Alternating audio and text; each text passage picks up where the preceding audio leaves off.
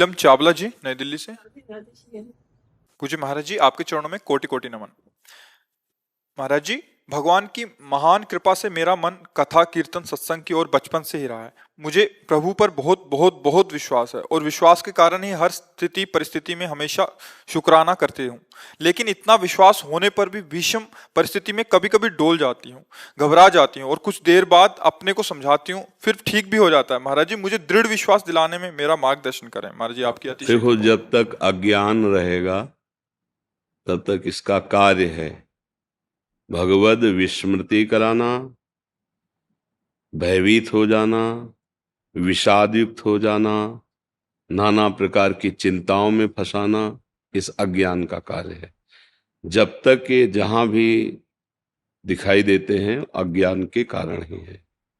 जब हमें विश्वास है कि भगवान है, जब हमें ये विश्वास है कि भगवान बहुत करुणामय है, जब हमें विश्वास है कि हम भगवान की शरण में हैं, जब हमें ये विश्वास है कि भगवान अपने शरणागत का अमंगल नहीं करते, मंगल भवन है, फिर हमें घबराने की क्या जरूरत है। बहुत अच्छे से समझ लो तो और विश्वास प्रकाशित हो जाएगा। एक माँ अपने बच्चे का अहित नहीं कर सकती, तो समस्त ब्रह्मांडों के पिता प्रभु वही माता है, वही पिता है। वो स्वयं कह रहे, सब मम प्रिय सब मम उपजाए, सब मेरे से प्रकट हुए, सब मेरे बहुत प्यारे हैं। जब भगवान सर्वत्र हैं तो जहां आप हैं वहां हैं। बात मानते हैं आप? जब भगवान सबके हैं तो हमारे भी हैं। जब भगवान मंगल भवन है तो उनका कोई भी विधान अमंगल नहीं कर सकता। भगवान सर्वशक्तिमान है, उनके होते हुए महान ऐश्वर्यवान है। ये मुझे दुखद परिस्थिति प्राप्त हुई है तो जरूर कोई न कोई इसमें मंगल विधान है। हमें दिखाई नहीं दे रहा, हमें लग रहा है कि यह अमंगल है, पर वो है मंगल विधान। परिणाम में जब आप देखेंगे तो आपको मंगल, क्योंकि आप भगवद आश्रित हैं, तो आपको मंगल समझ में आएगा। देखो, रोग हो जाना, धन नष्ट हो जाना, शरीर का कोई अंग भंग हो जाना, या कोई ऐसी बाहरी परिस्थिति बिगड़ जाना, ये हमारे बहुत जन्मों से कर्म है, शुभ और अशुभ। और भगवान का विधान है जो शुभ अशुभ कर्म है वो आपको भोगने पड़ेंगे। भगवान का विधान अवश्य में हो, मतलब निश्चित भोगने पड़ेंगे। फिर भजन का क्या प्रभाव रहा? अगर हमें भोगने ही पड़ेंगे तो आशीर्वाद संतों का क्या रहा? भजन का क्या प्रभाव रहा? भोगने तो पड़ेंगे ही ना। उसको अच्छे से समझो। पूरा स्टॉक लगा हुआ है संचित कर्म का। भजन से, संतों के वचनों का पालन करने से, गुरुजनों की वाणी का पालन करने से पहले वो भस्म होगा जो आपका संचित जमा है। अभी वर्तमान में जो आपके कर्म हो रहे हैं इनमें सुधार होने लगेगा। इनमें जो गलतियां हो रही हैं, क्योंकि आप शरणागत हो, तत्काल आपको दुख होगा, जलन होगी, उतने में ही क्षमा कर दिया जाएगा। अब जब शरीर रचना हुई थी तब उसके साथ पूरे जीवन में निर्णय कर दिया है, इस वर्ष में इतना दुख, इस वर्ष में इतना सुख, ये रोग इस अवस्था में, इस अवस्था में ये विपत्ति, वो पहले से रच गई है। भगवान उस विधान को नहीं काटेंगे। जो कानून हमारे देश का बना हुआ है, ये नहीं कि आप बहुत बड़े पद में हो तो उस कानून को आप मिटा दें। अगर कहीं विशेष पदाधिकारी राष्ट्र का जो है, अगर उससे भी गलती हो जाएगी और न्यायाधीश साबित होने पर उसको भी दंड दे सकता है, क्योंकि कानून नहीं मिटा सकते आप। कानून को आप नष्ट नहीं कर, तो भगवान का बनाया हुआ कानून है। शुभ अशुभ कर्मों को आपको अवश्य भोगना पड़ेगा। भजन और संतों की कृपा का प्रसाद, जो आपका संचित कर्म है वो भस्म कर दिया गया। जो आगे नवीन कर्म हो रहे हैं जिसे क्रियमाण कहते हैं, उनमें सुधार हो, और जो गलतियां होंगी उनको बहुत कम कष्ट वर्तमान में ही देकर, उसे लिखा पढ़ी में नहीं डाला जाएगा, वर्तमान में ही भुगता दिया। अब जो शरीर की रचना हुई है वो भोगना पड़ेगा। तो भजन का फल ये होगा कि आप धैर्य पूर्वक उसे भोग सकते हैं, आप आनंद पूर्वक भोग सकते हैं। यदि बहुत बुरा प्रारब्ध, जैसे इसी शरीर का है, बहुत बुरा प्रारब्ध है, ये अगर हम प्रियाजू की शरण में ना होते अगर हम भजन ना करते होते तो यही रोग हमारी दुर्गति कर देता, मतलब हम डिप्रेशन में होते। कब तक झेलेंगे? कितने प्रश्न? कोई प्रश्न नहीं है, कोई शिकवा शिकायत नहीं, कोई चाह नहीं। अभी शरीर छूटे या 10 वर्ष बाद छूटे या 10 मिनट बाद छूटे, उसके लिए एकदम तैयार है। क्यों? क्योंकि प्रभु का आश्रय लिया, जो बना उनका भजन किया, तो उनकी कृपा से बल आ गया सहने का। हर परिस्थिति में एक आनंद बना रहता है।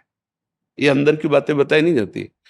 कष्टप्रद परिस्थिति, डायलिसिस में बहुत ही कष्टप्रद ये प्रक्रिया है, जब पूरा शरीर रफ्तार से खून निकलकर मशीन में जा, हर नस नाड़ी पीड़ित होती है, लेकिन इधर कष्ट हो रहा है बाय और उधर आनंद हो रहा है। एक अद्भुत आनंद, एक अद्भुत शीतलता, एक अद्भुत, मतलब उसका वाणी से वर्णन नहीं। ये है, अगर हमें प्रभु पे विश्वास है तो किसी न किसी मेरे कर्म का फल भुगताया जा रहा है। पर उनका दुलार देखो कैसे भुगताया जा रहा है। 1:30 बजे रात्रि से उठ के दिनचर्या शुरू है, सत्संग हुआ, श्री जी की सेवा, वन विहार, आप लोगों से भगवत चर्चा, कैसे समय व्यतीत करवा रहे हैं। यही अस्पताल में व्यतीत हो सकता है, व्हील चेयर में बैठ के चल सकते, हालत चिंतन खराब, कब तक कब तक, क्या कैसे, क्योंकि ये तो मृत्यु पर्यंत के साथी है, ये ऐसा थोड़ी कि कभी ठीक हो सकता है। अब जितना जीना है भयंकर कर। अब क्या है, अगर भजन ना होता तो बोलो क्या दुर्गति होती। इसीलिए हम कहते हैं जो आप भजन करते हैं, सतमार्ग में चलते हैं, तो आपको पता नहीं आपका गोदाम भरा है कर्मों का, उससे वो भस्म होगा। पहले आपको जो दुख और सुख के जाल में फंसाने वाले कर्म एकत्रित हैं, उनका नाश होना है। वो किसी और से नाश नहीं होता, वो भगवान की शरण से और भजन से होता है। जो गुरुजन भजन देते हैं तो कटे कर्म बंधन संसारी, संसार में बांधने वाले कर्म बंधन कट गए। कटे कर्म बंधन संसारी, सुख सागर पूरित अति भारी, विधि निषेध श्रृंखला छुड़ावें और निज आलय बन आन बसावें। आलय बन बसत संग पारस के, आयस कनक समान भयम, छूते ही लोहा सोना हो गया। ऐसे ही भगवान उस जीव को भगवत स्वरूप कर देते हैं जो शरण में हुआ। भजन, भजन का फल है कैसी भी परिस्थिति में हो तुमसे धर्म के सिवा अन्य कोई आचरण न बने, भगवान के सिवा कोई अन्य भरोसा न हो, और तुम दुखी न हो। अंदर से तुम दुखी न हो, बाहर से चाहे जैसी परिस्थिति हो मुस्कुरा के निकल जाओ, ये सामर्थ्य, और फिर इस दुखद संसार में आना ही ना पड़े। यह है भजन का फल। तुम्हारी बुद्धि शुद्ध हो, तुम जितेंद्री हो, तुम धर्मात्मा बनो, इससे बड़ी शांति और क्या है। हम समझते हैं रुपया मिल जाए, शरीर स्वस्थ हो जाए, तो हम कर्म ऐसे कर रहे हो, शरीर स्वस्थ है, निंदनीय कर्म कर रहे हो, क्या फायदा ऐसे स्वस्थ शरीर का। खूब रुपया है, गंदी जगहों में खर्चा कर रहे हो, गंदी आदतें बड़ा, क्या फायदा ऐसे रुपया का। पूरा जीवन पशु की तरह व्यतीत कर रहे हो, दूसरे का मांस खा के, शराब पी के, व्यभिचार कर, क्या ऐसा जीवन भैया। अगर धर्म से चल रहे हो, भले सूखी रोटी खा रहे हो, तो आपका आगे जो भविष्य आएगा बहुत प्रकाशमान होगा। गलत चल रहे हो, अंधकार आएगा, सह नहीं पाओगे, पक्का समझो। तो कर्मों का फल भोगना पड़ता है, भजन ही तो कर रहे हैं भगवान के मार्ग में, भोगना पक्का। बड़े बड़े महात्माओं को इसलिए डरो, कोई गंदा आचरण न बन जाए जिसका परिणाम जब आवेगा, अभी क्या तुरंत परिणाम थोड़ी होता है। तो वो कहते हैं भगवान का क्या तुरंत देना चाहिए, तो हमारे यहाँ कानून भी भाई, मुकदमा चलता है, उसके साक्ष्य प्रकट होते हैं, भाई वे प्रमाण है कि अपराधी है, फिर न्यायाधीश, फिर भी उसको चांस दिया जाता है कि आप राष्ट्रपति से प्रार्थना करो, निवेदन करो, अगर वहां से माफ हो जाए तो हो जाए, नहीं तो फिर फांसी। वर्षों लगते हैं। तो हमारा तो बहुत बड़ा हिसाब किताब अनंत ब्रह्मांडों का, लेकिन जिस दिन रजिस्टर सामने आता है वहां किसी वकील की जरूरत नहीं होती, किसी साक्ष्य की जरूरत नहीं होती, फिर जो दुर्गति शुरू होती है, अब वहां कोई देखने वाला थोड़ी होता है दुर्गति का।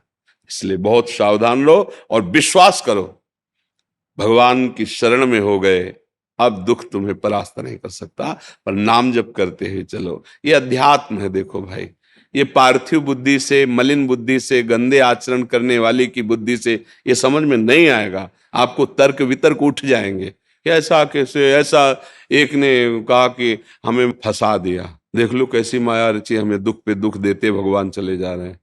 चल, चलो तुम्हारी बात मान गए। तो भगवान संत रूप में, सदगुरुदेव रूप में तुम्हें मुक्त करने के लिए भी तो है, शास्त्र रूप में तुम्हें मुक्त कर, ये खेल दुखदाई है, इधर आ, ये खेल खेल, मेरे दोनों खेल बनाए, अब तुम आज्ञा ना मानो, मनमानी जाके खेलो, तो दुख तो भोगना ही पड़ेगा।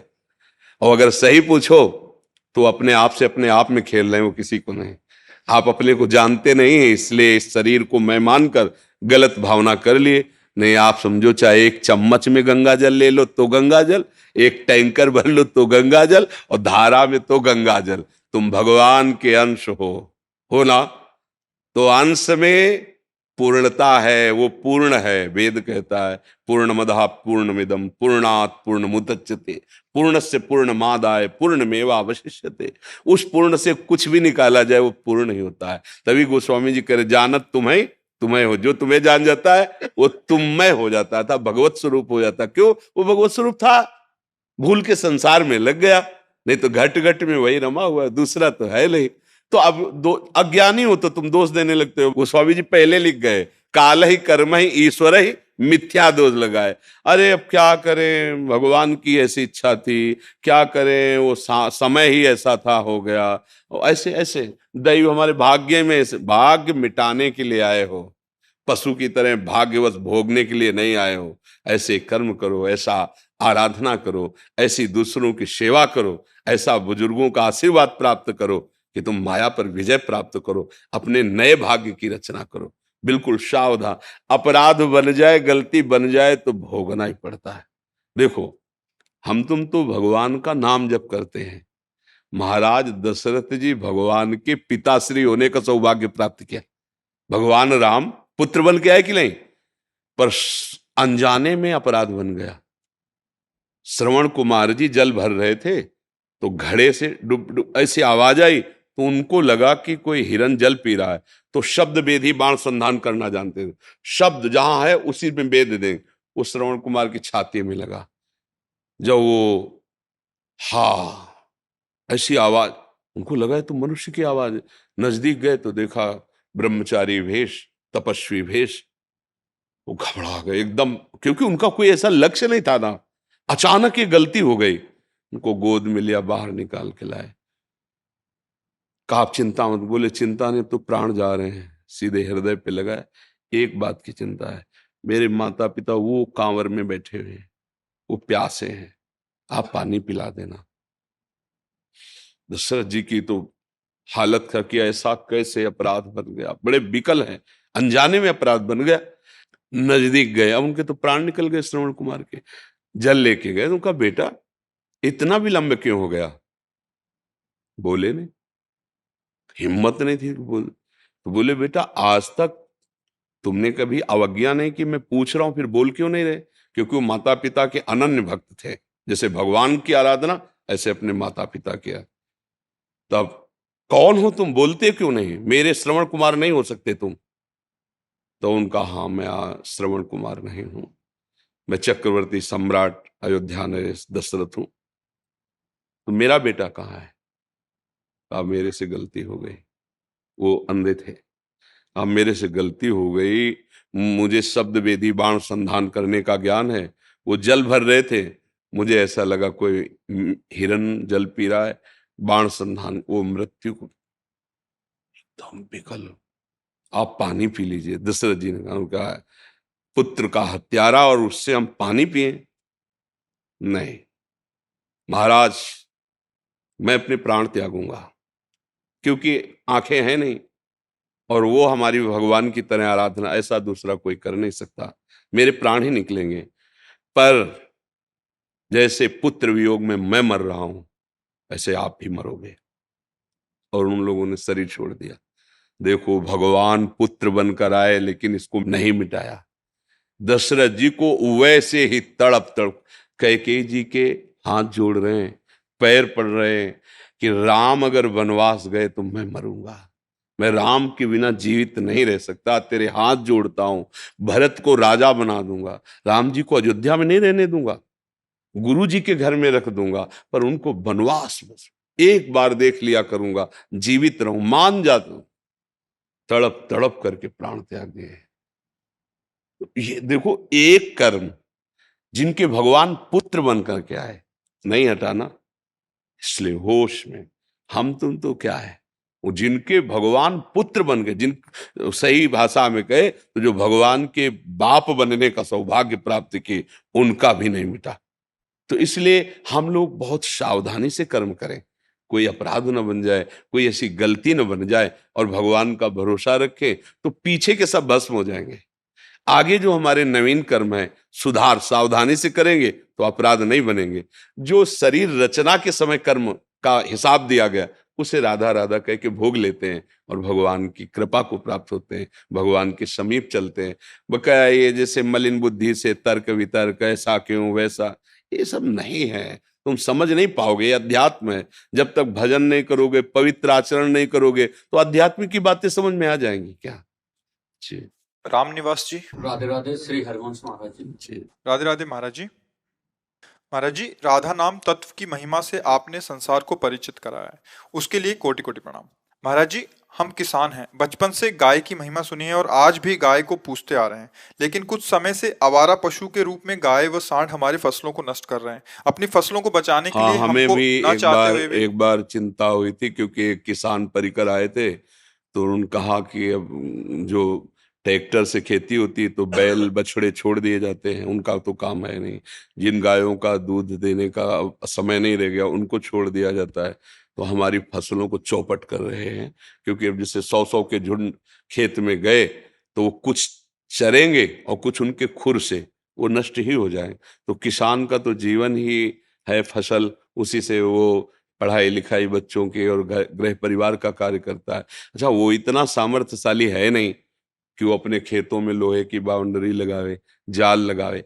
अरे ये समझो कि अगर उसे 100 रुपया की, अब तो थोड़ा आधुनिकता बढ़, 100 रुपया की कोई कार्य करने है ना उसे, तो कर्जे की तरफ सोचता था, क्योंकि साल में एक बार अन्न जब अच्छा उत्पन्न हो जाए तो डेवढ़ा लगा के खाने पीने का, फिर बेचे।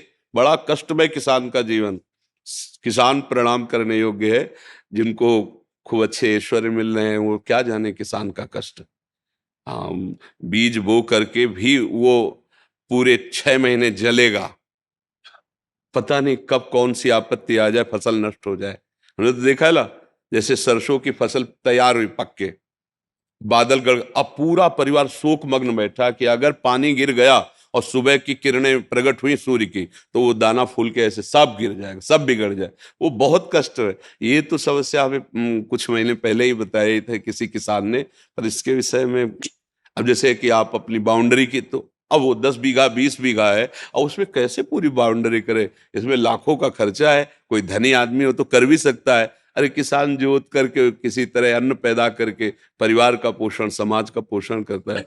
ये तो महाराज जी, अब जिस तरह से हम उनको अपने फसल में से निकालने के लिए डंडा लगाते हैं या उनको भगाते हैं, तो ऐसा कोई हमें पाप लगेगा जब हम अपनी फसल को बचाने के लिए उनको उसे भगाते हैं? रक्षा फसल की तो करनी ही है, पर समस्या है कि यदि ऐसी बड़ी बड़ी गौशालाएं सरकार की तरफ से, धनियों की तरफ से हो कि उनको सुव्यवस्थित रखा जाए भोजन, तो किसान का भी भला होगा और हमारी गौ सेवा भी बन जाएगी। अब बहुत से ऐसे महात्मा जन हैं जो लाख लाख गौओं की सेवा, चाहे मांगना पड़े, मांग मांग के लाख लाख गौओं की ऐसे गौशाला हैं जिनमें लाखों गौएं रह रही। तो अगर ऐसा कुछ हो तो ही बन सकता है। तो ऐसे जो देहाती भाषा में कहते हैं अन्ना बैल, अन्ना ऐसे छोड़ दिए, अब वो अपना भरण पोषण करने के लिए खेत में तो जाएंगे ही ना। अब वो किसान मान लो 2 बीघा खेत है, और वो 2 बीघा में 100 जानवर घूम गए, अब उसको खाने को भी नहीं मिलेगा। अब वो क्या सोचे? ये समस्या बहुत बड़ी समस्या है, जिसका समाधान सरकारी हिसाब से हो सकता है कि ऐसी गौओं को एकत्रित करके बड़े गौशाला बनाए जाएं, अपने धन का हिस्सा गौ सेवा में लगाएं, उनके लिए व्यवस्थित भोजन, व्यवस्थित वास की तो हो सकता है। अन्यथा दूसरा क्या इसमें मार्ग निकल सकता है? अब बताइए क्या अगर आप अपने खेत से आके तो दूसरे खेत में चले गए, वो भी तो किसान है। अब रात में तो सोएंगे ना, और उनको लगी है भूख, तो जाएंगे ना, खेतों में जाएंगे। अब वो जिए तो कैसे जिए? जो गांव समाज की जमीनें हैं, जो ऐसे सैकड़ों बीघा पड़ी रहती थी जिसमें पशु चरते थे, कॉलोनियां बन रही, ये बन रहा है, वो बन रहा है, सब निर्माण, नया रोडें निकल रही, आसपास दुकानें बन रही, चरने के लिए घास नहीं है। नहीं तो जैसे सैकड़ों बीघा ऐसे जमीन पड़ी रहती थी जिसमें गाय छोड़ दो और शाम के ले आओ, और वो खूब छक के हरी भरी घास खाते, कहाँ जगह रह गई? किसान कैसे जिएगा? अब ये जलन किसी को धनी को पता चलेगी क्या? किसी बड़े पद पे बैठे वाले को पता है, उसकी पूछो, 2 बीघे खेती है, 4 बच्चे हैं, परिवार उसी से पलता है। तो चूंकि वो किसानों का परिचय इसलिए जानते हैं, तो इसमें तो हमें एक ही उपाय लग रहा है, हर बड़े क्षेत्र में एक बड़ी गौशाला हो जिसमें धनियों का सहयोग हो और सरकार उसके लिए जमीन नियत करे कि भाई इतनी गौशाला है, और वो गायें वहां रखी जाएं और उनकी सेवा हो, तो हमारे धर्म की भी रक्षा होगी, गौ सेवा भी बन जाएगी और किसान भी सुरक्षित रहेगा। दूसरा तो मुझे उपाय समझ में ही नहीं आता। हमने विचार किया था एक बार, कई लोगों ने, मतलब एकांतिक जो आए थे, तो उन लोगों ने प्रश्न किया था कि महाराज जी इस पर क्या करें? हम इतने पैसे नहीं कि हम बाउंड्री लगा सके, भाई दीवाल और जाल और लोहे नहीं है, नहीं है। किसान के पास नहीं, जो अधर्माचरण नहीं कर रहे, धर्म से चल रहे, आज भी वो बस उतले ही है, कपड़ा लत्ता खा पी ले। तो हमें तो कोई और उपाय समझ में आता। आपको आता है क्या कोई उपाय? जी, जैसे हम फसल को बोते हैं और अपनी सब्जियां जो भी फसल किसान करता है जी। उनको बचाने के लिए कीटनाशक दवाओं का इस्तेमाल करते हैं, तो उससे जीव जंतु छोटे कीड़े उसमें क्या हानि है, पहुंचती है, तो हाँ, क्या ऐसे में हमें पाप लगेगा? उसमें क्या है कि जैसे डॉक्टर है, जानवरों का डॉक्टर है या मनुष्य का डॉक्टर है, हम मान लो गाय ले गए और उसके कीड़े लगे हुए हैं, तो हमारा उद्देश्य कीड़ों को मारना नहीं, गाय को बचाना है। अब हम जब दवा डालेंगे तो हजारों कीड़े मर जाएंगे, उन कीड़ों के मरने, गाय की रक्षा के लिए किया जाता है। वो रोग रूप में आए उनका निवारण है।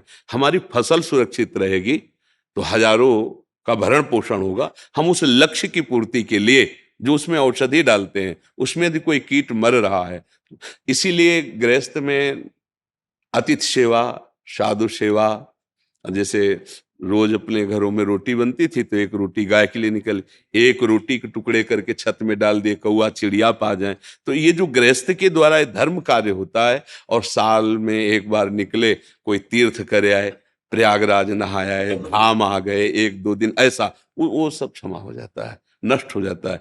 क्योंकि फावड़ा चला रहा है, उसको पता ले मेढक कट गया, अब वहां छोटा सा एक बिल है, पानी निकल रहा है, अब फावड़े से उसको गोड़ करके बंद करना है, मारा तो सांप कट गया। हल चल रहा है, सैकड़ों हजारों जीव मर रहे हैं, दीमक को, ये सब।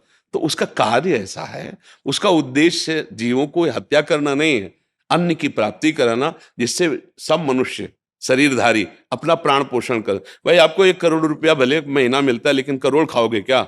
खाओगे तो दाल रोटी। तो वो वहां मेहनत करके दे रहा है, तो इसलिए उस किसान को अपराधी नहीं माना जाता, वो उसका पाप नहीं होता, क्योंकि वो अतिथि सेवा, साधु सेवा, इन सेवाओं में अपना जीवन समर्पित करता रहता है। और ये तो है, चाहे जैसा आदमी, हमने तो देखा, यहाँ भी देखा, जो यहाँ के पंडाजन जिन्हें कहते हैं, 10-20 रुपए में आपको 4-5 जगह दर्शन कराएंगे जाके, 10-20 रुपए। और जब हम उनके दरवाजे जाते थे भिक्षा मांगने ना, राधे श्याम, तो रुको बाबा, घी की चुपड़ी रोटी ला के देते थे, ये ले 20 रुपया 25 रुपया, हम खुद इतनी मेहनत कर रहे हैं, और ऐसे हमारे जैसे 50 संत उनके दरवाजे पर जाते हैं, और उनका वो, तो जैसे किसान है, गांव में कोई भूखा आ जाए, कोई संत आ जाए, तो गांव के लोग ऐसे होते, भाव होता है कि भाई आप आए हो तो हमारे अतिथि को पाके, उसके ऐसे पाप क्षय हो जाते हैं। जो हम लक्ष्य नहीं कर, देखो लक्ष्य करके ऐसे चींटी को मारे तो हत्या हो गई, अब अचानक पैर के नीचे कहीं दब जाती है, अब वो इतनी छोटी तो हत्या तो हो ही रही है। तो उससे हम जानबूझकर किसी को दुख नहीं देना चाहते। किसान का लक्ष्य है खेती जोत कर तैयार करना और उससे अन्न उपजा करके अन्य जीवों का भरण पोषण करना। अब उसमें जो बाधक जीव हैं, अब वो अगर रहेंगे तो फिर कैसे चलेगा, अन्न होगा ही नहीं। तो उसका जो पाप मानो कि मानो कुछ ऐसा बनता भी है, तो अतिथि सेवा और अन्य पशु पक्षियों की सेवा, साधु सेवा, और साल में 1-2 बार तीर्थ याटन, कुछ उपवास आदि, इससे नष्ट हो जाता है। उसके लिए कोई भारी अपराध इसमें गणना नहीं की जाती। ये ऐसा क्षेत्र है, इसकी तरफ से सब अनविज्ञ रहना चाहते हैं, क्योंकि वो एक ऐसा क्षेत्र है ना किसान का, सीधा साधा, वो अनविज्ञ रहना चाहते हैं। ये समस्या है, हमें बहुत पहले पता चला था, पर हमें कोई और रिजल्ट इसके लिए समझ में नहीं आया। कोई सहयोग करे, सरकार सहयोग करे तो ही हो सकता है। राकेश कुमार जी। आदरणीय महाराज जी, कोटि कोटि सादर प्रणाम। महाराज जी, मैं हमेशा धार्मिक विचारों और सुसंगत में रहा हूँ।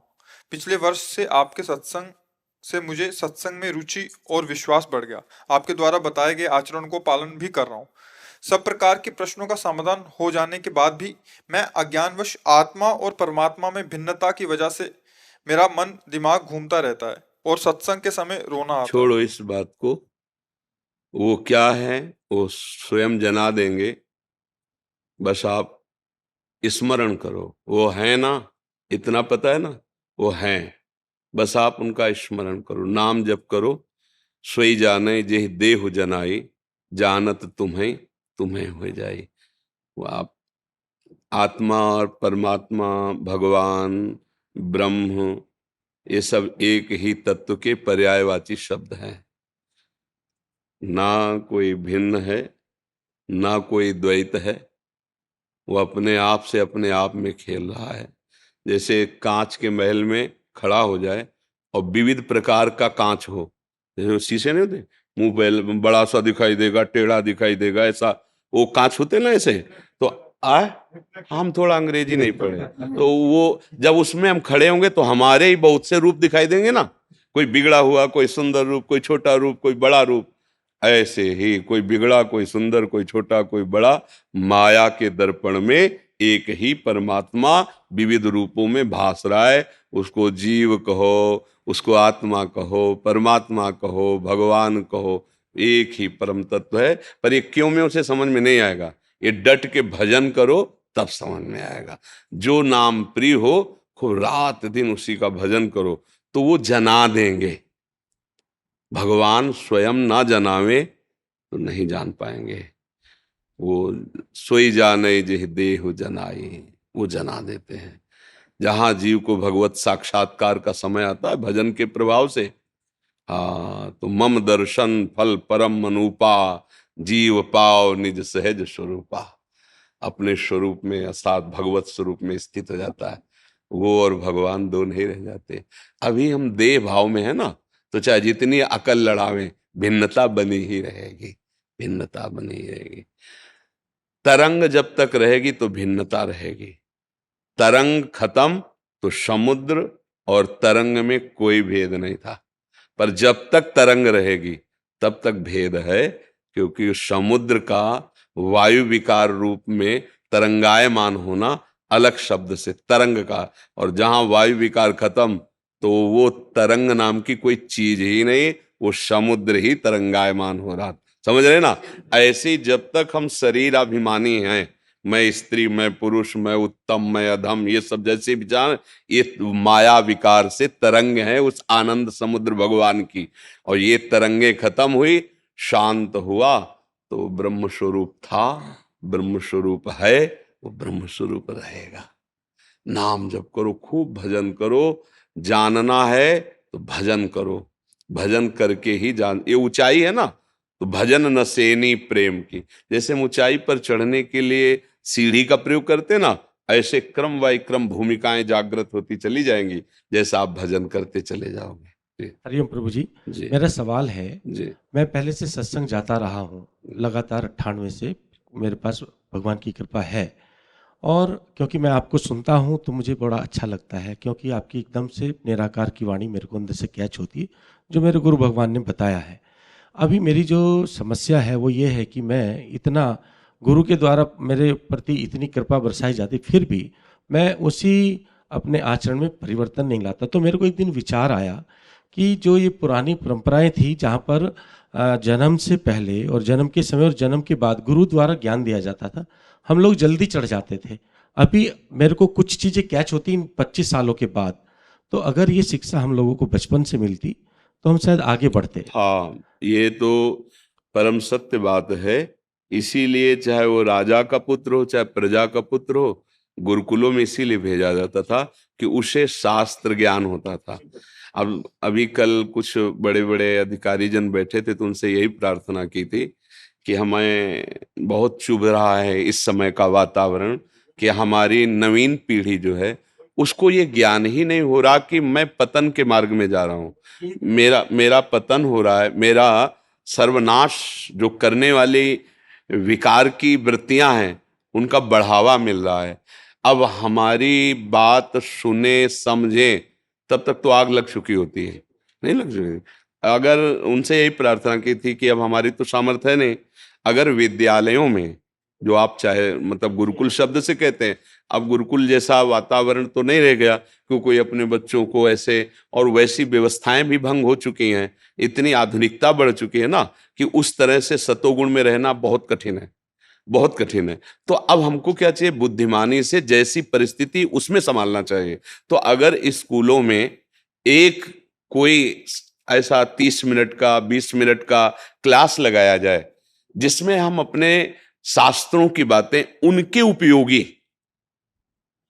अधिकार के अनुसार, उनको ब्रह्म ज्ञान की शिक्षा मत दो, हम कह रहे हैं उनको वैराग्य की शिक्षा मत दो, पर वो राग पूर्वक धर्म से जी सकें, ये तो शिक्षा दे दो कि इस अवस्था तक यदि आप ऐसे रहोगे तो आप बहुत बढ़िया गृहस्थ बन जाओगे, आप ऐसे चलोगे तो बहुत बुद्धि प्रवीण होगी, आप हर विषय में बहुत सुंदर ज्ञानी बन जाएंगे, आप ऐसे स्वस्थ रहेंगे, आप ऐसे धर्मात्मा बन जाएंगे, आप हमारे देश और समाज के उत्तम सेवक बनेंगे। तो इसलिए हमारे अंदर की बात ही जैसे आप बोल रहे ना, वो अंदर की बात, पर उसमें क्या है कि ना अपने पास ऐसी अर्थव्यवस्था है, ना अपने पास कोई ऐसा अधिकार है, पर हम चाहते हैं कि हमारा देश का जो स्वरूप है वो सबसे पहले धार्मिक शब्द आता है। भारत एक धार्मिक देश है, ऐसा आता है ना, दयावान देश है, ये सत्यवान ऋषि महात्माओं के द्वारा, जहां गंगा यमुना भगवान के विविध अवतार, ये एक अद्वितीय स्थान है।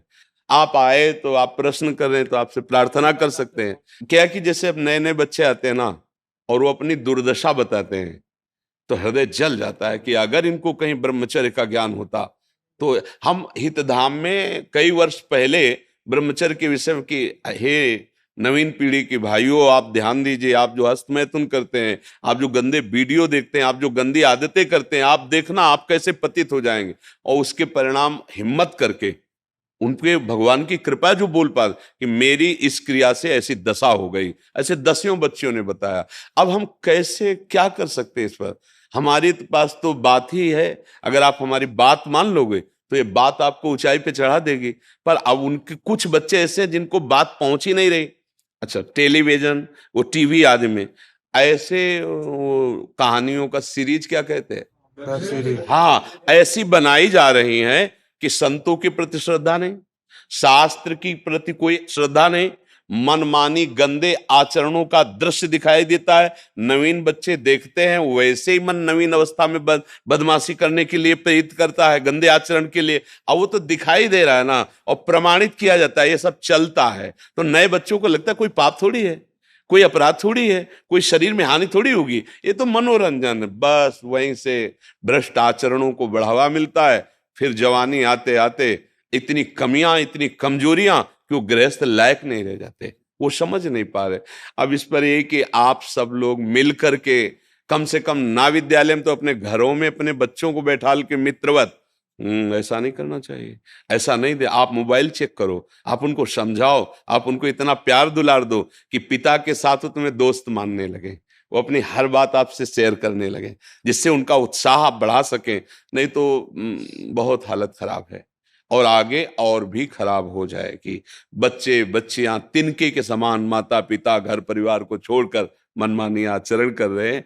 तो इसमें आप लोग भी सहयोग करें। आप लोगों का सहयोग ये है कि अपने घर के बच्चों को इतना प्यार दुलार से बात करें कि वो अपनी कमजोरियां आपसे बता सकें, आप उनका निर्णय कर सकें, आप उनको सपोर्ट दें। नहीं नहीं, बिल्कुल तुम जो बिल्कुल ठीक हो जाएगा, हम तुम्हारे साथ हैं, हम तुम्हारा सुंदर ब्याह करवाएंगे, बस तुम छुपाना नहीं, हर बात हमसे शेयर करो और हम दोनों मिलकर के ऐसे। तो उनको लगेगा कि यार मेरे पापा, मेरे पिताजी मेरे मित्र भी हैं, मैं उनके साथ अपनी बात कर सकता हूं। नहीं तो ऐसी परिस्थिति में फंस जाते हैं। किसी के मोबाइल में कुछ वो जैसे आते रहते हैं गंदी बातों वाले कि आप इससे फोन करो, आप मिलो, आप ऐसी बात करो। तो उसने देखा और उसने बात की और उसके पास वो ब्लैकमेल कहते हैं, उसके आ गए कि देखो तुम्हारी बात तो तुम्हारी सब है, इतना रुपया हमें दो, नहीं तो हम ये ओपन कर देंगे कि आप हमसे ऐसा ऐसा देखे, ऐसा ऐसा बोले। अब वो थोड़ा बुद्धिमान था, उसने अपने पिता से बात की कि खेल खेल में हमसे ऐसे हो गया, अब आप, वो पुलिस से मिले, संभल गई। अब वो अगर बच्चा ना कहता, अब वो पैसे चुराता, उसको भेजता, अब हर बार तो फिर वो यही सोचता कि इससे तो अच्छा है मर जाए। या फिर वो बहुत ही गंदी हरकतों में उतरता अपने ही घर में, ये चुरा के बेच देना। अब उसको तो किसी तरह अपनी बात ना खुले, ये इस तरह का कोई व्यवहार हो तो बच्चों को सपोर्ट करना चाहिए, डांटना नहीं चाहिए कि तुमसे गलती हो गई, कोई बात नहीं, हम पूरा सपोर्ट देंगे, हमें कुछ अब छुपाना मत। हमें लगता है थोड़ा सत्संग सुनाना चाहिए, थोड़ी शास्त्रों की बात सुनानी चाहिए। तो हम लोग बताते, जब हम बच्चे थे ना, तो हमारे परिवार के जन शाम टाइम आरती करके, वहां बिजली तो थी नहीं गांव में, तो दीपक या लालटेन होती थी, जला के रख दी गई, रामायण है, भागवत, चलो सब बैठो, चुपचाप हाथ जोड़ के बैठो और सुनो। 20 मिनट 30 मिनट गा गा के बड़े भाई सुला रहे, अर्थ उसका बता रहे, तो उसके संस्कार पड़ते हैं। संतों के चरण धो, देखो आए हैं, संतों के पास बैठो, तो उनकी बातें सुनकर के पवित्रता हृदय में आती है। अब ऐसे फिल्म दिखाई जाती है, ऐसे सीरीज दिखाए जाते हैं, है? कि वो ड्रग्स बेचने वाले, वो व्यभिचार करने वाले, वो फ्रॉड काम करने वाले, वो बच्चे बच्चियों को बेचने। अब दिमाग में नई पीढ़ी क्या, मतलब सब ड्रामेबाजी है, सब पाखंड, ये सब चोर, ये ऐसी भावना आने लगी ना। अब बताओ संभलेंगे कहां से? अगर राजा भी अपने राज्य को ठीक से चला सकता था तो उसके ऊपर महात्मा होते थे।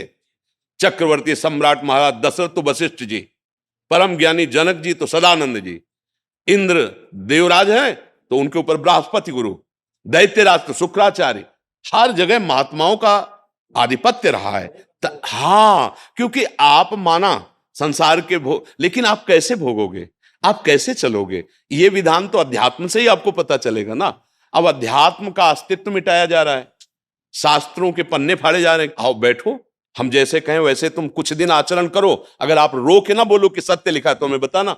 अब तुम गंदे आचरण करोगे, मलिन बुद्धि, तो तुम्हें शास्त्र समझ में आएंगे, झूठे तो लगेंगे ही, क्योंकि तुम्हारी बुद्धि भ्रष्ट है। तुम सच्चे मार्ग के पथिक बनो। अगर तुम प्रणाम न करने लगो उसी शास्त्र को, तो हमें वो ब्रह्म ऋषियों के द्वारा लिखा हुआ, कोई ऐसे मनोरंजन करने वाले व्यक्तियों के द्वारा थोड़ी लिखा हुआ है। अब संत जन, हम मानते हैं कि इस वेश का आश्रय लेकर गंदे आचरण वाले कुछ ऐसे फ्रॉड लोग होते हैं जो अपने को बचाव पक्ष में इस वेश का दुरुपयोग करके मलिनता करते हैं, पर सब नहीं ऐसे। हाँ, असली नोट का ही नकली होता है। अगर नकली मिला है तो असली उसका होगा। अगर हमको संतों का संग मिले और शास्त्रों का स्वाध्याय करें और हम अच्छी बातें समझें, तो कलयुग कुछ नहीं बिगाड़ सकता। तो हम चाहें कि अपने घर में सात्विक वातावरण करें, और कहीं ऐसा अगर विधान हो जाए कि स्कूल में एक क्लास लगने लगे शास्त्रीय पद्धतियों का, कि भाई ये 20 मिनट आकर के ब्रह्मचर्य के विषय में बोलेंगे, इंद्रिय क्या होती है, मन की क्या चाल होती है, कैसे हम शरीर को स्वस्थ रखें, माता पिता की सेवा का क्या फल होता है, गुरुजनों को प्रणाम करने का क्या फल होता है, सुबह कितने बजे उठने से क्या लाभ मिलता है, और अगर सूर्य उदय हो गया इसके बाद उठने से क्या हानि होती है, तो बच्चों में वो चेतना जागृत हो। अब वो सत्संग की बातें तो कही जा सकती, पर जिसके आचरण में सत्य आचरण नहीं है तो केवल बातें ही बातें रहेंगी, बात में असर नहीं होगा। असर होगा जब स्वयं में वो आचरण में हो।